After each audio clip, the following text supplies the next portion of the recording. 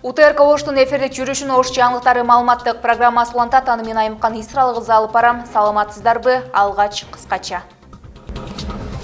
Президент Садыр Жапаров Жалал-Абад облусундагы Каракөл ГЭСин ишке киргизди. Ошто дагы бир 2 деңгээлдүү жолдун курулушу башталды. Энесай жаңы конушундагы үйлөр 20 ноябрдан баштап пайдаланууга берилет.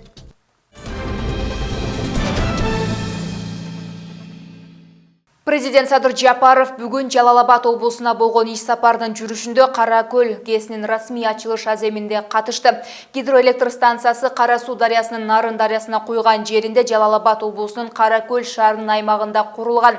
Станциянын жалпы орнотулган кубаттуулугу 18 мегаватт болгон 2 гидроагрегаты бар. Электр энергиясын жылдык орточо өндүрүү 104 миллион киловатт саатты түзөт. Бул өлкөдөгү электр энергиясынын тартыштыгынын болжол менен 2,5%га азайтууга жана Каракөл менен Токтогул ГЭС Казгатын электр энергиясы менен камсыздоо ишенимдүүлүгүн жогорулатууга мүмкүндүк берет. Долбоор ата мекендик инвестор Жагалмай жоопкерчилиги чектелген коому тарабынан 25 миллион АКШ долларына ишке ашырылган. ГЭС 15 жылдык пайдалануудан кийин мамлекетке өткөрүлүп берилет. Каракөл ГЭСинин курулушу өлкөбүздүн энергетикалык коопсуздугун камсыз кылуу, аймакка туруктуу жана үзгүлтүксүз электр энергиясын жеткирүү, ошондой эле улуттук экономикабызды чыңдоо максатында ишке ашырылып жаткан комплекстүү иш-чаралардын алкагындагы чоң жетишкендиктердин бири болуп эсептелет, деди президент Садыр Жапаров. Ал 2023 жылы сентябрь айында башталып, курулуш иштери графиктен 5 айга эрте бүткөрүлгөнүн баса белгиледи. Каракөл ГЭСинин курулушу 2026 жылдын 1 кварталында бүтмөк. Натыйжада курулуш иштери графиктен 5 айга эрте бүткөрүлүп, бизди кубантып жатат.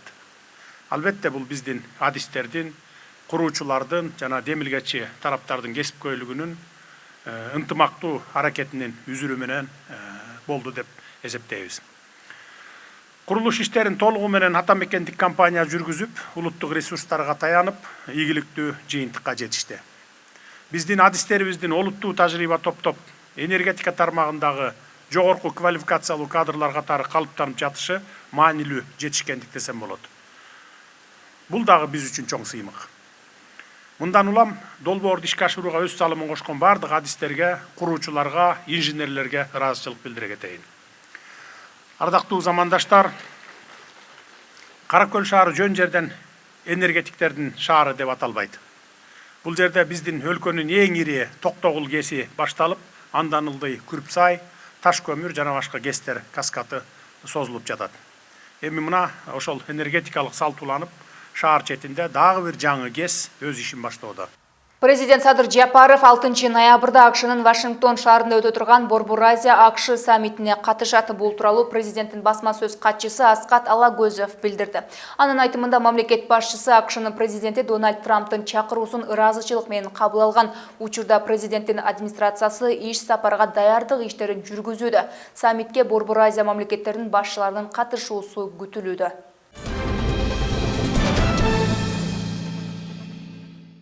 Кыргызстан кесиптик бирликтер федерациясынын Ош шаары жана Ош облусу боюнча өкүлчүлүгү бүгүн Ош шаарындагы мекеме ишканалардын кесиптик бирликтеринин төрагалары жана төрайымдары менен жолугушуу өткөрдү.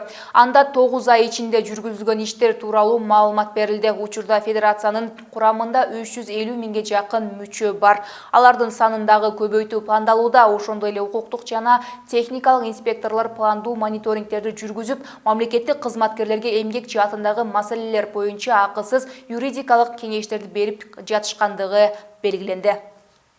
Кыргызстан кесиптик бирликтер федерациясы бүгүнкү күндө жаңы жолунда турат.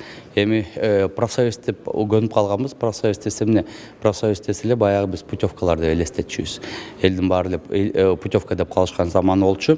Азыркы учурда бул негизи толук кандуу стратегия өзгөргөн.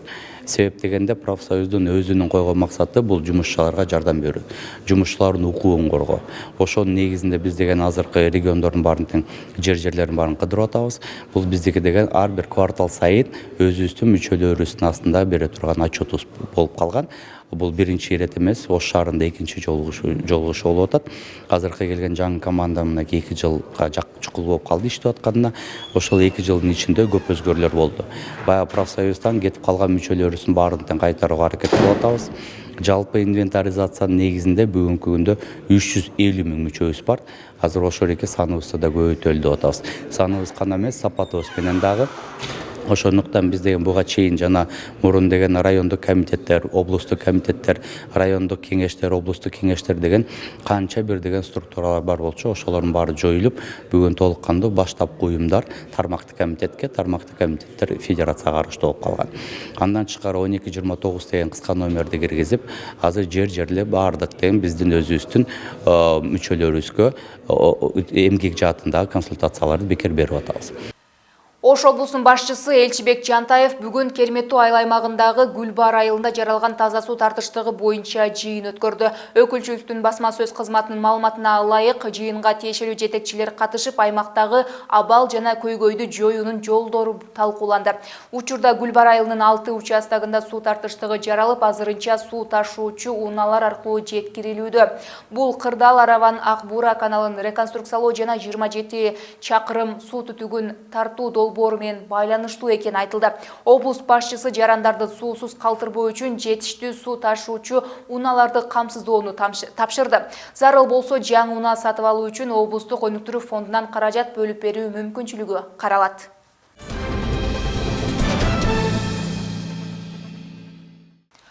Ош шаарындагы бир инфраструктуралык визиттик карточкасы боло турган көпүрөнүн курулушу башталды. Кооператив жана Бекмамат Осмонов көчөлөрүнүн кесилишинде курула турган 2 деңгээлдүү жолдун курулушуна расмий түрдө старт берилди. Мезгил кутусун салуу иш-чарасына кала башчысы Жеңишбек Токторбаев шаар тургундары катышты. Долбоорлонуп жаткан көпүрөнүн узундугу 354 метр, туурасы 50 метрди түзөт. Бийиктиги 8 метрге чамалайт. Көпүрөнүн түбүндөгү айлампа жол жашылдандырылып, жарыктандыруу системалары орнотулат. Латоктор, жөө жүргүнчүлөр өтмөгү жана жол белгилери менен болот. Долбоор ишке ашкан соң Ош шаарындагы эң ири транспорттук түйүндөрдүн бири болуп, жол тыгындарын азайтуу, унаа кыймылынын түзгүлдүксүз жүрүшүн камсыз кылуу, коопсуздукту камсыздоо сыяктуу бир катар маселелер чечилет деп күтүлүүдө. Оштогу унаа базары жаңыланып кайрадан ачылды. Базар жайгашкан жер тилкеси Айыл Чарба багытынан коммерциялык багытка которулуп, толугу менен реконструкциядан өткөрүлдү. Унаа базарга келген сатуучулар жана кардарларга ыңгайлуу шарттар толугу менен түзүлдү. Базардын ички аянтына асфальт төшөлүп, кошумча 2 навес салынып, коммерциялык багытта имараттар курулду. Аянты 108 чарчы метрди 31 ашкана салынды. Канализация, таза суу, газ тартылды. Заманбап акылдуу шлагбаумдар коюлуп, жарыктандыруу видео байкоо системасы орнотулду. Базардын аянты баштапкысынан 2,5 гектарга кеңейтилген. Тагыраагы мурда 2500-2600га чейин унаа батса, азыр 4200 унаага ылайыкташтырылды. Оңдоп түзөөдөн өткөн соң базардагы тейлөө санариптештирилип, төлөмдөр электрондук форматта жүргүзүлө баштады. Натыйжада базардын кирешеси жогорулаган. Алсак өткөн жылдары базардын жылына орточо эсеп менен 20-25 миллион сом түшкөн болсо, оңдоп түзөөдөн кийин 3 айда эле 35 миллион сомдук киреше жыйналган.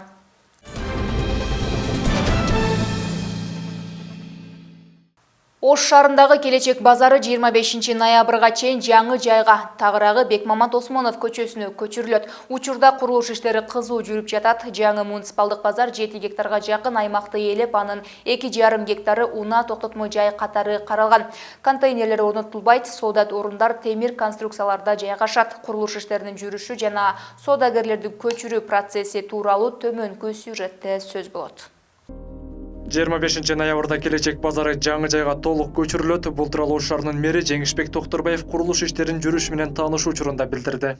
Поздний срок 20-25 ноябрда полностью Келечек базарын көчүрүп, шаарыбыздын борборунда жайгашкан бир дагы базар калбаш керек. Бардык базарды көчүрүп, алып келип, ушака жайгаштырыш керек. Ошондо эл да тынчыйт, соодагерлер да тынчыйт, шаар да бошоп калат. Пробка да азаят. Жаңы базар 6 гектар 90 сотыкты ээлейт. Анын 2,5 гектары унаа токтотуучу жай үчүн каралган. Жаңы базарда 1325 сатуу орундуктары жасалууда.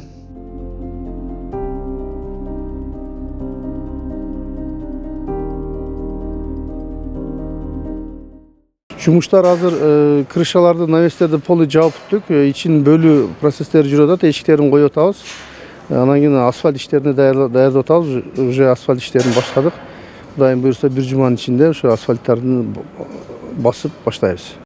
Куручу компаниянын өкүлүнүн айтымында баштапкы планда келечек базарындагы соода контейнерлерин көчүрүп келүү каралган, бирок шаар куруу жана архитектура башкармалыгы коопсуздук жана эстетикалык талаптарга ылайык бул сунушту колдобой, жаңы базар толугу менен темир конструкциядан куруу долбоорун кабыл алган. Контейнерлер боюнча контейнерлер бүгүнкү күндүн слюти нормаларына, бүгүнкү күnkү нормаларга туура келбейт экен. Ошондуктан архитектура бул контейнерлерди алып келүү боюнча каршы пикирин билдирген, болбойт деп.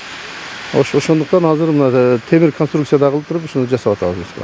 Ал жерде биринчи келечектин базарынын элдери көчүп келет. Андан кийин Бостон базары көчүп келет. Аджике базары, Сунятсин, Кыял базары деген ушундай базар. Эски автовокзалдын элдери да ушул жака келет. Шаардык мэрия жаңы муниципалдык базардын ишке берилиши менен шаар борборундагы соода тартиби жакшыртылып, каланын негизги көчөлөрүндөгү унаа тыгыны азаят дейт. Соода жайларын бир дарекке жайгаштыруу каланы өнүктүрүү үчүн узак мөөнөттүү планынын бир бөлүгү катары кабыл алынган. Асылбек Тагайбек уулу, Кымбатбек Абдисамат уулу, Ош жаңылыктары. Баштан аяк оңдоп түзөдөн өткөрүлгөн Ош шаардык муниципалдык автоунаа ишканасынын имараты пайдаланууга берилди. 3 кабаттан турган имаратынын фасады, бөлмөлөрү толугу менен капиталдык ремонттон өткөрүлдү. Ишкананын 1500 чарчы метр болгон аянты асфальтталды, ошондой эле таза суу насостору жаңыланып, тегерек чети көрктөндүрүлдү. Аталган мекемеде 360 кызматкер эмгектенет, автобус, троллейбустардын жалпы саны 181 түзөт. 2 троллейбустук, 9 автобустук каттам бар. Алдыда эми ишкананын техникалык базасын чыңдоо менен электробустарды сатып алуу пландалууда, дейт шаардык мэриядан. Электроавтобустар где-то бир январь этектеп келет, Кудай кааласа. Где-то бир 30-дай келет. 30-дай келет, плюс-минус 30-дай келет. Алардын баарын шаардын ичине эметебиз. Каттайт ал электроавтобустар мореки шаардын ичиндеги центральный көчөдөгү троллейбустун линияларын баарын демонтаж кылып, аны сыртка чыгарабыз. Учарга, Сатиев менен, тетиги Эшматова менен Күрөңке ылдыша турган кольцевой кылабыз. Анан Кудай кааласа мына Кең сайда бүтүп калат, Кең сайга катай турган кылабыз. То есть, могу троллейбустун линияларын баарын сыртка чыгарабыз.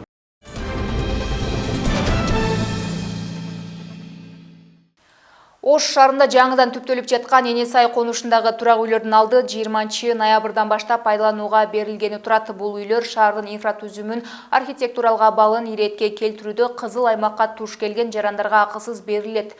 Түрттүрүү иштери калаада дагы да улантылууда. Ушул тапта шаардын 15 дарегинде жол кеңейтүү чаралары жүрүп жатат. Энесай жаңы конушу жалпы 54 гектар жерди ээлейт. Мында шаар ичиндеги түрттүрүү же болбосо сноско туш келген үй бүлөлөр көчүрүлүп келинет. Биринчи этапка ылайык тагыраагы 20 ноябрда бул жердеги 200 үйдү пайдаланууга берүү пландалууда. Суу бар, ысык суу, муздак суу бар, газ бар, свет бар.